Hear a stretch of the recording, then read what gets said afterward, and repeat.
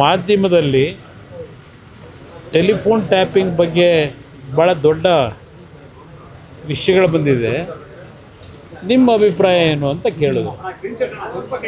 ನಾನು ಅವತ್ತೂ ಸಹ ಹೇಳಿರ್ತಕ್ಕಂಥದ್ದು, ನಾನು ಹಿಂದೆ ಮುಂದೆ ಕದ್ದು ಮುಚ್ಚಿ ಮಾತಾಡಲ್ಲ. ಎಲ್ಲ ಸರ್ಕಾರಗಳಲ್ಲೂ ಇಂದಿನಿಂದ ಫೋನ್ ಟ್ಯಾಪಿಂಗ್ ನಡ್ಕೊಂಬರ್ತಕ್ಕಂಥದ್ದು ಸರ್ವೇ ಸಾಮಾನ್ಯ. ಎಲ್ಲ ಸರ್ಕಾರದಲ್ಲೂ ನಡೆದಿದೆ. ಸಿದ್ದರಾಮಯ್ಯ ನಾನು ಮಾಡ್ತಾಯಿಲ್ಲ, ನಾನು ಪತಿವ್ರತೆ ಅಂತ ಹೇಳ್ಕೋಬೋದು. ನನಗೆ ಗೊತ್ತಿದೆ, ನಾನು 2 ಬಾರಿ ಮುಖ್ಯಮಂತ್ರಿ ಆದವನು. ನಮ್ಮ ಮಟ್ಟದಲ್ಲಿ ಅದು ನಾವು ಮಾಡದೇ ಇದ್ದರು, ಮುಖ್ಯಮಂತ್ರಿಗಳ ಮಟ್ಟದಲ್ಲಿ ಮಾಡದೇ ಇದ್ದರು.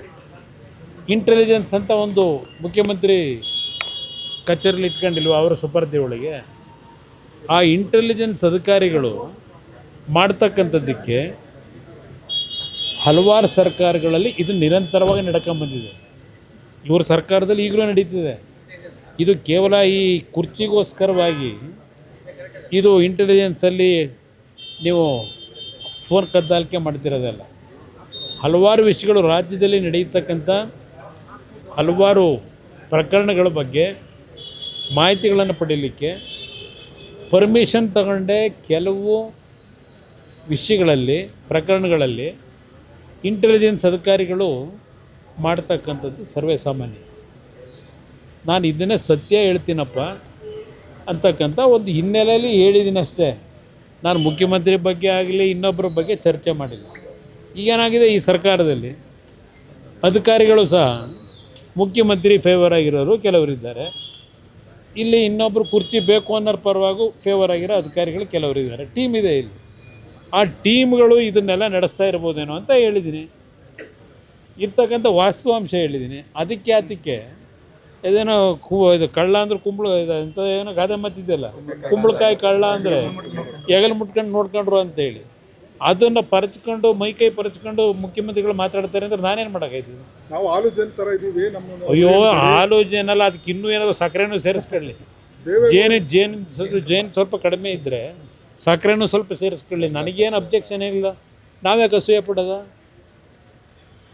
ಅಧಿಕಾರದಿಂದ ವಂಚಿತರಾಗಿ ಅಸೂಯೆ ಪಡ್ತಾವ್ರೆ. ನಾನು ಕೇಂದ್ರದ ಮಂತ್ರಿ ಆಗಿದ್ದೀನಿ. ಇಲ್ಲಿ ನಡೀತಿರ್ತಕ್ಕಂಥ ಹಲವಾರು ರೀತಿಯ ಜನವಿರೋಧಿ ನೀತಿಗಳ ಬಗ್ಗೆ ಚರ್ಚೆ ಮಾಡ್ತೀವಿ. ಈಗ ಇವರು ವಿರೋಧ ಪಕ್ಷದಲ್ಲಿದ್ದಾರಲ್ಲ, ಇವರು ಅವತ್ತಿನ ಸರ್ಕಾರಗಳನ್ನ ಬೈತಾ ಇದ್ರಲ್ಲ. ಯಾಕೆ ಬೈತಾ ಇದ್ರು? ವಿರೋಧ ಪಕ್ಷದಲ್ಲಿದ್ದಾಗ ಟೀಕೆ ಮಾಡ್ತಾ ಇದ್ರಲ್ಲ. ಅದನ್ನು ಏನಂತ ಹೇಳ್ತಾರೆ ಇವರು, ಸಿದ್ದರಾಮಯ್ಯನವರು? ವಿರೋಧ ಪಕ್ಷಗಳು ಇರೋದು ಯಾವ ಸರ್ಕಾರಗಳು ವೈಫಲ್ಯಗಳನ್ನ ತೋರಿಸ್ತಾರೆ, ಜನವಿರೋಧಿ ನೀತಿ ಕೆಲಸಗಳನ್ನ ಮಾಡ್ತಾರೆ, ಅದನ್ನು ಎತ್ತಿಡಲಿಕ್ಕೆ ನಾವಿರೋದು. ಅದನ್ನು ನೀವು ಅಸೂಯೆ ಅಂತ ನೀವು ತಿಳ್ಕೊಂಡ್ರೆ ನಾವೇನು ಮಾಡೋಕ್ಕಾಯ್ತದೆ? ದೇವೇಗೌಡರು ಫೋನ್ ಕದ್ದಾಲಿಕೆ ಮಾಡಿ ಅಧಿಕಾರ ಕಳ್ಕೊಂಡ್ರು. ಯಾರು ದೇವೇಗೌಡರು ಯಾಕೆ ಅಧಿಕಾರ ಕಳ್ಕೊಂಡ್ರು? ದೇವೇಗೌಡರು ಅಧಿಕಾರ ಕಳ್ಕೊಂಡಿದ್ದು ಫೋನ್ ಟ್ಯಾಪಿಂಗ್ನಲ್ಲ. ದೇವೇಗೌಡರು ಸಹ ಫೋನ್ ಟ್ಯಾಪಿಂಗ್ ಮಾಡೋಕ್ಕೆ ಅವ್ರು ಎಂದೂ ಹೋಗಲಿಲ್ಲ. ದೇವೇಗೌಡರು ಅಧಿಕಾರ ಕಳ್ಕೊಂಡಿದ್ದು ಇದೇ ಈ ಕಾಂಗ್ರೆಸ್ನವ್ರು ಇದ್ದಾರಲ್ಲ, ಇವರ ಕಾರಣದಿಂದ. ಸೀತಾರಾಮ್ ಕೇಸರಿದವ್ರು ಹೇಳಿದಾರೆ, ಅದಕ್ಕೆ ತಾನೇ ಸೀತಾರಾಮ್ ಕೇಸರಿ ಪ್ರಕರಣ ಏನಿದೆ, ರಾಜೇಶ್ ಪೈಲಟು ತೀರ್ಕೊಂಡು ಹೋಗಿದ್ದಾರೆ, ಎಸ್ ಬಿ ಚೌಹಾಣು ತೀರ್ಕೊಂಡು ಹೋಗಿದ್ದಾರೆ, ಗೃಹ ಸಚಿವರಾಗಿದ್ದವರು. ಶರದ್ ಪವಾರ್ ಒಬ್ಬರು ಇನ್ನೂ ಬದುಕಿದ್ದಾರೆ, ಆರೋಗ್ಯ ಚೆನ್ನಾಗಿಲ್ಲ. ಶರದ್ ಪವಾರ್ನ ಭಾಳ ಆತ್ಮೀಯರಲ್ವಾ ಸಿದ್ದರಾಮಯ್ಯವ್ರಿಗೆ? ಅವರೇನೋ ಶರದ್ ಪವಾರ್ ಹೇಳಿದ್ರಂತಲ್ಲ 2004ರಲ್ಲಿ, ನಿನಗೆ ಮುಖ್ಯಮಂತ್ರಿ ಸ್ಥಾನ ಕೊಡೋಕ್ಕೆ ತಯಾರಾಗಿದ್ದರು, ದೇವೇಗೌಡರೇ ಬೇಡ ಅಂತ ಹೇಳ್ಬಿಟ್ರು ಅಂತೇಳಿ. ಭಾಳ ಆತ್ಮೀಯವಾಗಿರೋರು ಅವರು ಶರದ್ ಪವಾರ್ ಅವರು. ಶರದ್ ಪವಾರ್ ಅವ್ರನ್ನ ಹೋಗಿ ಕೇಳ್ಕೊಂಬರೋಕ್ಕೆ ಹೇಳಿ, ದೇವೇಗೌಡರು ಯಾತಿಗೆ ಅಧಿಕಾರ ಕಳ್ಕೊಂಡ್ರು ಅಂತೇಳಿ. ಟೆಲಿಫೋನ್ ಟ್ಯಾಪಿಂಗ್ನಲ್ಲ ದೇವೇಗೌಡರು ಅಧಿಕಾರ ಕಳ್ಕೊಂಡಿದ್ದು.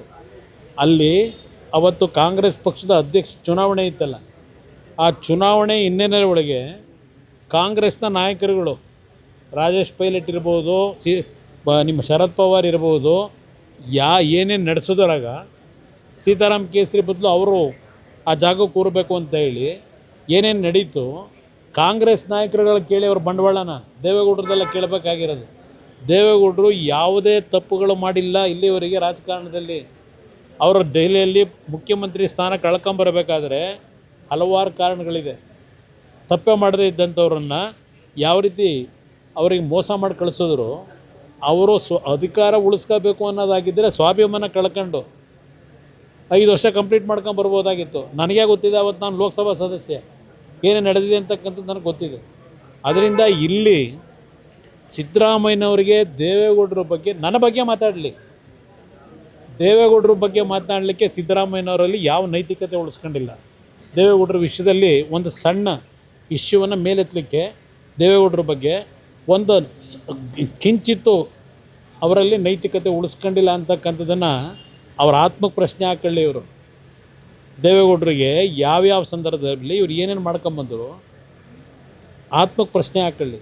ನನ್ನ ಬಗ್ಗೆ ಟೀಕೆ ಮಾಡಿ, ದೇವೇಗೌಡರ ಬಗ್ಗೆ ಟೀಕೆ ಮಾಡೋ ಅರ್ಹತೆ ಸಿದ್ದರಾಮಯ್ಯನವ್ರಿಗೆ ಇಲ್ಲ ಅನ್ನೋದನ್ನು ನಾನು ಹೇಳಲಿಕ್ಕೆ ಬಯಸ್ತೀನಿ. ಸರ್, ದಾಖಲೆ ಬಜೆಟ್ ಮಂಡಿಸ್ತಾ ಇದ್ದಾರೆ. ಅಯ್ಯೋ, ಭಾಳ ದೊಡ್ಡ ದಾಖಲೆ, 10 ಲಕ್ಷಕ್ಕೆ ಹೋಯ್ತದೇನೋ, ಇದೇ ದಾಖಲೆ ಅವ್ರದ್ದು. ಮುಗಿಸ್ಬಿಟ್ಟು